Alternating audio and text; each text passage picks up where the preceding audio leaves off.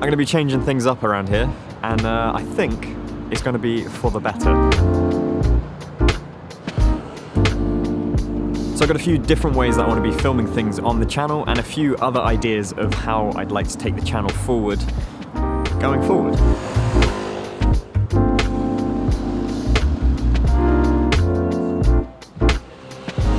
So I've been doing this channel now for about, let me work it out, it's coming up to my 8th year this September. As much as I do like making videos sat down in front of a camera somewhere, I always like being out in a location and letting the background be some sort of visual interest. But that's always come at the cost of being more handheld in style and holding it like a vlog sort of camera.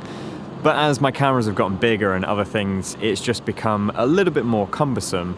But also my interest on what I want to share has become a little bit more focused.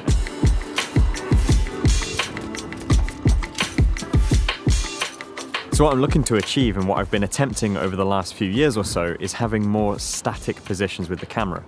The amount of times I'm going around with my little tripod and I'm trying to find a windowsill at the perfect sort of height, or like a post box or something that I can just plant the camera down and talk and deliver what I'm trying to say. I've been doing that more and more, and I really enjoy the aesthetic it gives to the footage. But I want to be able to do it even more.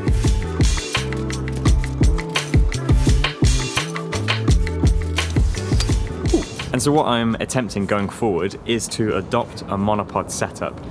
As you know, I kind of hate tripods. I find them cumbersome, they're just big and awkward, and when you're out and about making videos about photography, it's just an extra thing to be carrying. A monopod, especially a video monopod that's got 3 little feet on the bottom, is kind of a good halfway point between providing value but not getting in the way too much. So I bought this recently. This is the iFootage Cobra 2 Strike, predominantly because of that really quick extension it can do. And it's also got super quick release for all of the attachments, such as the feet at the bottom and the ball head at the top. So I'm not necessarily looking to review this today. It's more a case of just seeing if it fits into my workflow and if I can implement it into future videos and see if it works out. I've got high hopes for this. So far it's kind of working exactly for what I need it to.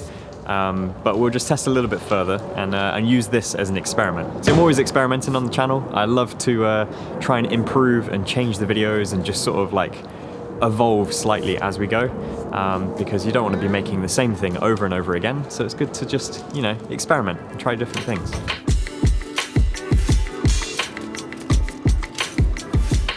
So I've got a bit of a theory, and I've been self-analysing my own videos, but also taking a lot of inspiration from films that I enjoy. And for a long time, I always thought that I was a big fan of handheld work. I always thought I enjoyed when scenes were filmed handheld, you know, films such as like The Bourne Identity and things like that, where it's very much a handheld film.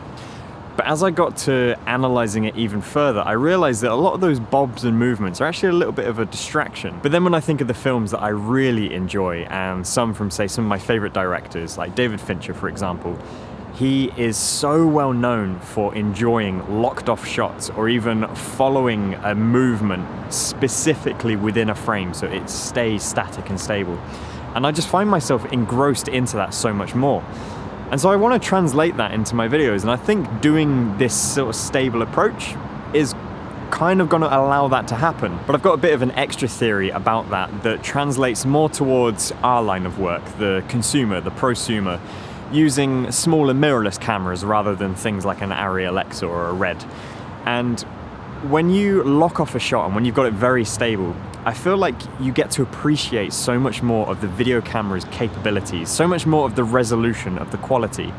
Because it's not moving, everything's very static and sharp, and you get to see those details. But as soon as you pick up the camera and you start to move around and you get those extra sort of changes in the background, you immediately lose some of that quality to what made the picture so desirable in the first place. And that's what I've noticed with my vlogs over the years, is that as the cameras have gotten better, I only really start to see it and really appreciate it when I lock off the shot and I make it steady. Now I know there may be some of you who are saying, why don't you just get a gimbal? Why don't you use a stabilizer?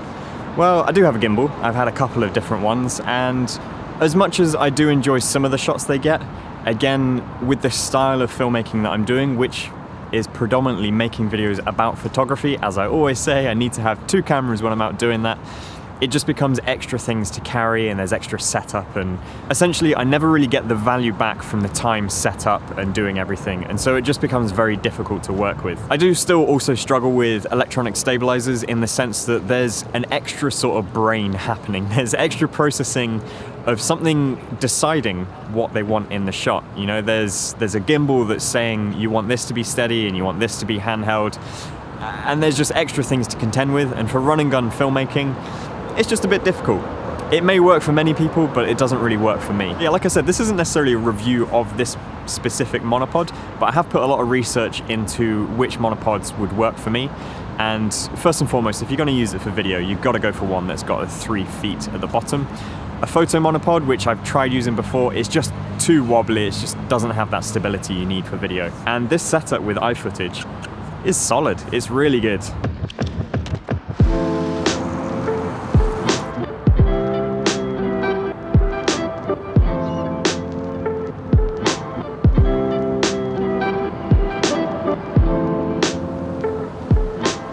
So aside from changing the physical setup of how I'm filming, I'm also looking to make some changes on the channel into the way that I publish these videos and have a bit more consistency and a bit more, I guess, like a tightness between the time of when I film to when I publish. And so I've made a decision, and it's been a few years since I've done this, but I've made a decision to be more consistent and specific with my uploads. So going forward, I'm going to be attempting to upload a video every Wednesday. I've trialed different days over the last year or so, and I've attempted to do things. A few years back I used to upload every Saturday, and just as I'm sort of changing and evolving, I've just found the midweek works really well for me with the work that I'm doing, allows social life for weekends, and ties in with other people with regular working schedules, and it just all kind of like fits together. I'm not going to pressure myself too much because it has been a long time since I've been very consistent on the channel.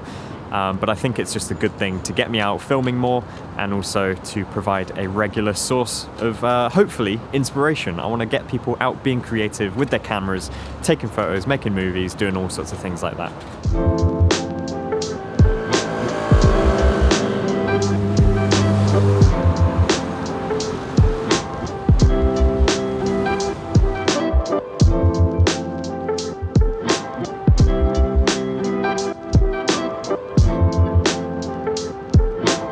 Yeah, is that everything I wanted to say today? Might be.